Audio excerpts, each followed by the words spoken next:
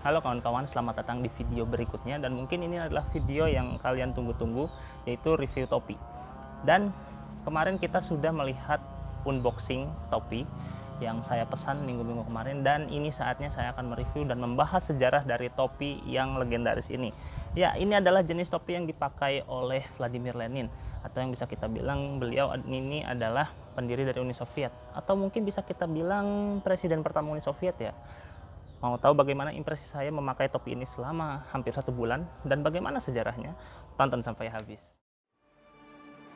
Fiddler hat merupakan sebuah topi yang sebenarnya topi biasa aja, sama seperti topi-topi lain pada umumnya. Tapi tahukah kalian topi yang memiliki kerabat dengan pig cap atau topi perwira ini sebenarnya secara tidak langsung adalah topi yang mengubah dunia? Karena topi ini digunakan oleh para tokoh yang mengubah sejarah pada awal abad ke-20. Der Kapitalismus ist unser Unglück. Warum häufen sich denn die Grubenkatastrophen? Die Kohle ist teuer.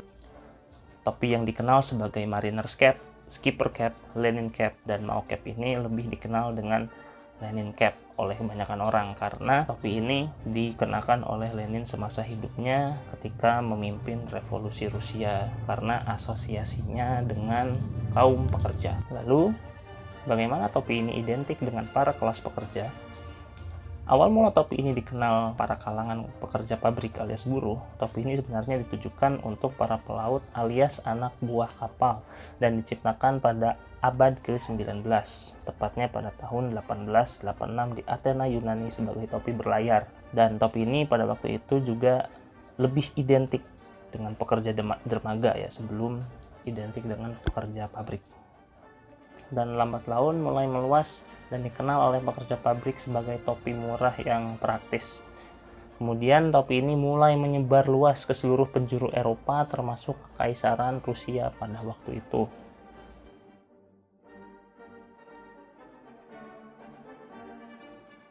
Di kalangan urban Yahudi Rusia, topi ini begitu populer untuk menggantikan yarmulke atau topi khas orang Yahudi agar terhindar dari diskriminasi Tsar Rusia yang kala itu melarang atribut Yahudi termasuk yarmulke. Mengingat pada masa Kekaisaran Rusia terdapat sebuah kejadian di mana rasisme berujung genosida terhadap warga Yahudi marak terjadi. Kejadian ini disebut dengan pogrom. Seperti yang kita tahu, sejak dimulainya revolusi industri hingga abad 20, bahwasanya topi menjadi simbol kepemilikan atau status bagi si pemakainya.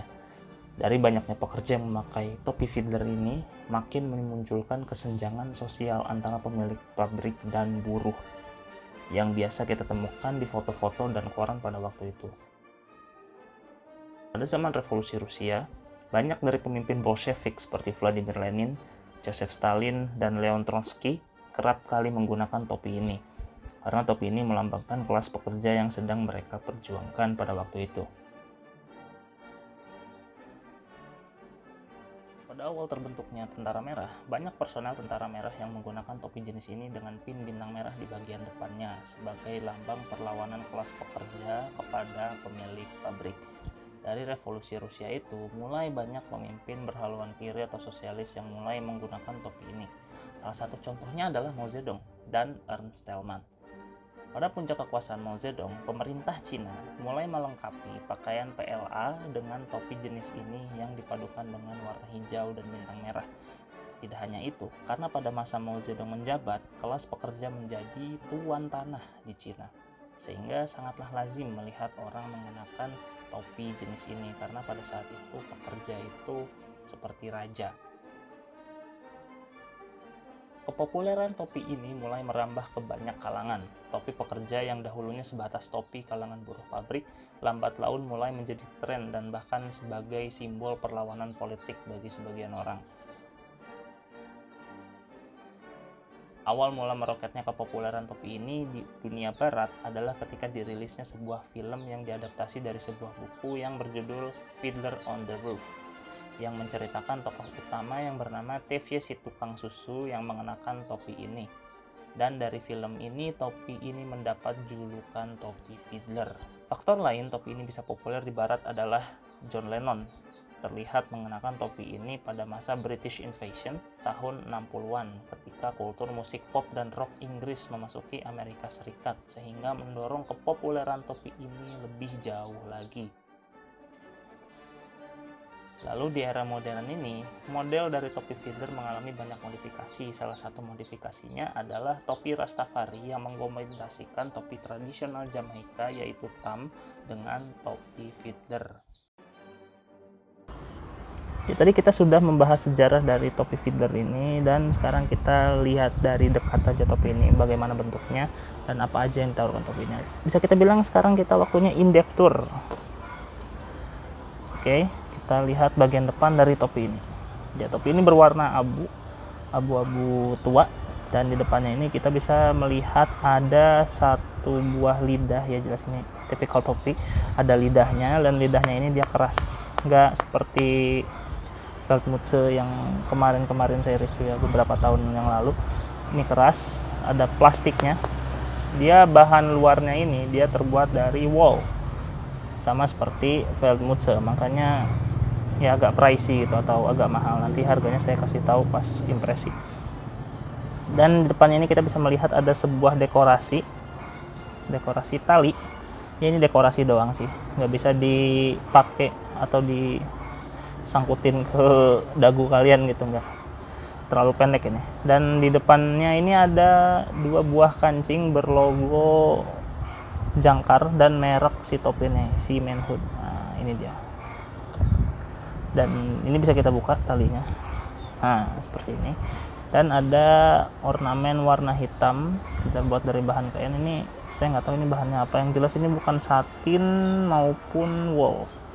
Nggak tahu ini bahan apa. Ini bisa dibuka jika kalian nggak mau pakai tali. Tapi menurut saya ini bagusan pakai tali sih, lebih unik aja gitu, lebih bagus. Dan ya memang tali ini jadi apa itu istilahnya, jadi pembeda dari topi-topi lain gitu. Dan kita lihat bagian sampingnya nggak ada yang spesial, ini seperti topi biasa. Tapi yang membedakan itu ini bagian mahkotanya ini. Nah, di bagian belakang nggak ada apa-apa, nggak ada pengatur ukuran untuk menyesuaikan kepala, karena memang ini modelnya fix, itu nggak bisa diatur-atur. Jadi ketika kalian membeli harap berhati-hati dan ukur dulu ukuran kepala kalian agar si topinya ini pas, agar nggak kekecilan, nggak kegedean, seperti itu. Samping kirinya nggak ada apa-apa lagi, udah. Dan bagian atasnya nggak ada apa-apa. Dan si modelnya ini kayak ini ya, kayak blazer itu, si polanya itu kayak blazer atau jas gitu mungkin. Dan sekarang kita masuk ke bagian dalamnya, kita balik set. Nah, dan di bagian dalamnya ini menurut penjualnya ini terbuat dari bahan satin, dan warna satinnya ini kurang nyambung ya, karena warnanya ini dia warna biru tua cenderung ungu gelap, dan ada pola jahitannya. Pola jahitannya ini menonjol tapi nggak kasar, bagus ini build quality-nya. Dan ada logonya si Manhood, mereknya. Saya nggak di endorse by the way, hehehe. Original since 2016. Oh, ini 2016 ya, lumayan baru berarti merek. Ada ininya apa sih? Apa itu mereknya lagi, si Manhood. Dan ada instruksi pencuciannya. Pakai air dingin, bla bla bla bla bla bla. Dan jujur ini nggak mengganggu ini selama dipakai, karena memang kelipet kepala. Dan mungkin kita langsung pakai aja ya si topinya, karena nggak ada yang lain lagi. Oke, langsung kita pakai. Ya, tadi kita sudah melihat sejarah atau membahas sejarah tadi, dan in-depth tour atau melihat topi ini dari dekat, apa aja bahannya, fitur-fiturnya dan lain sebagainya. Dan saatnya sekarang kita membahas impresi saya mengenai topi ini. Tapi pertama kita akan pakai topi ini dulu. Jadi topi ini sebenarnya ukuran 59. Di minggu pertama saya memakai topi ini itu ya masih agak sempit sih, karena ya mungkin perlu penyesuaian gitu, atau mungkin karena kedinginan jadi rada menyusut gitu di jalan, ya nggak tahu lah. Tapi sekarang aman, dia udah nggak terlalu sempit lagi, topinya udah pas di kepala saya. Dan seperti yang kita tahu tadi di sejarahnya bahwa ini adalah topi yang ditujukan oleh para pekerja. Dengan kata lain, topi ini adalah topi kerja gitu ya, topi lapangan. bisa kita bilang ini Feldmütze-nya buruh pabrik gitu ya. Dan ya ini topinya berkerabat dekat gitu istilahnya, berkerabat dekat dengan visor cap atau topi perwira militer gitu ya, topi yang biasa kita temui di seragam upacara militer atau polisi gitu ya. Karena bisa kita lihat di sini si lidahnya itu, dia kalau misalnya dia pakai topinya itu sejajar begini dengan kepala, dia si lidahnya itu cenderung ke bawah, jadi ketika kita pakai sejajar gitu begini, itu si lidahnya itu akan menutupi alis kalian gitu, dan akan menimbulkan bukan gangguan tapi agak kehalang gitu pandangan kalian ke atas gitu, nggak maksimal. Jadi ketika orang melihat kalian itu agak ada kesan serem gitu karena si lidahnya ini. Ya, kebanyakan orang yang pakai topi ini, terutama di awal abad 20 itu, mereka cenderung rada di ke atasin begini, di atas dahi seperti ini. Nah, seperti ini. Nah, jadi ini rada ke bawah seperti itu. Dan ya memang tokoh-tokoh terkenal seperti Vladimir Lenin dan Ernst Thälmann itu memakai topinya ini dengan cara seperti ini. Ya, caranya seperti ini gitu. Jadi ininya agak ke atas, jadi tidak menghalangi pandangan kita ke atas gitu. Jadi tidak terganggu. Dan impresi saya menggunakan topi ini selama hampir sebulan gitu, selama 3 mingguan. Sebenarnya nggak ada yang spesial sih dari topi ini, karena memang topi ini ya sama seperti topi kebanyakan, terlepas dari modelnya yang unik ini. Dan memang nggak ada fitur lain selain ini, chin strapnya ini. Ini juga dekoratif gitu, tidak berfungsi apa-apa selain dari dekorasi saja seperti itu. Dan sebenarnya perlindungan panasnya ini juga nggak terlalu spesial ya, mungkin biasa-biasa aja karena memang ini jenisnya topi biasa, karena bentuknya aja yang unik. Beda sama Feldmütze yang pernah saya review beberapa tahun lalu. Kan Feldmütze itu dia punya pelindung leher, telinga seperti ini. Tapi saya mengerti sih kenapa topi ini tidak bisa melindungi sebaik Feldmütze, karena Feldmütze itu adalah topi militer. Yang jelas topi militer itu dikhususkan untuk militer. Militer didanai oleh negara. Negara punya banyak uang. Beda seperti dengan pekerja gitu. Pekerja ya seadanya gitu istilahnya. Jadi ya topi ini dulu gitu ya diciptakan ya sama seperti topi biasa gitu, untuk melindungi dari terik matahari saja gitu, sekedar melindungi dari terik matahari dan memberikan gaya lah gitu, karena seperti yang kita tahu topi adalah mahkota seperti itu.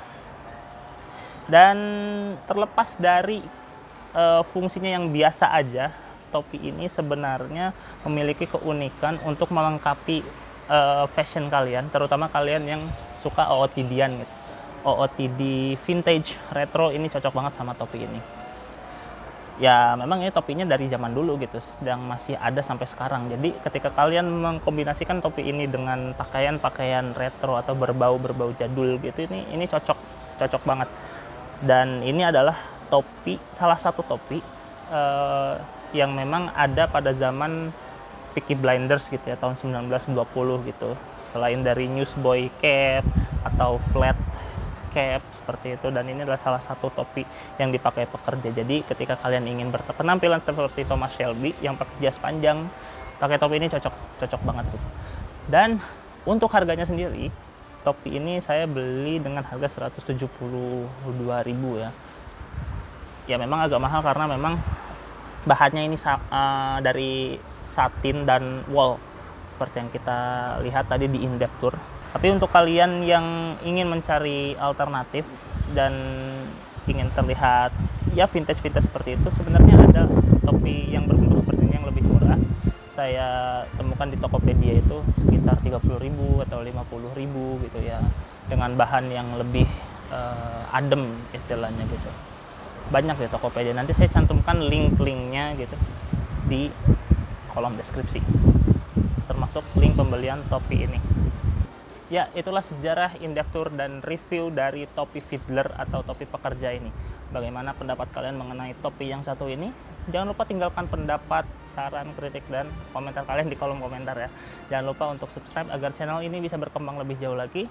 Saya Afif, sampai bertemu di video berikutnya.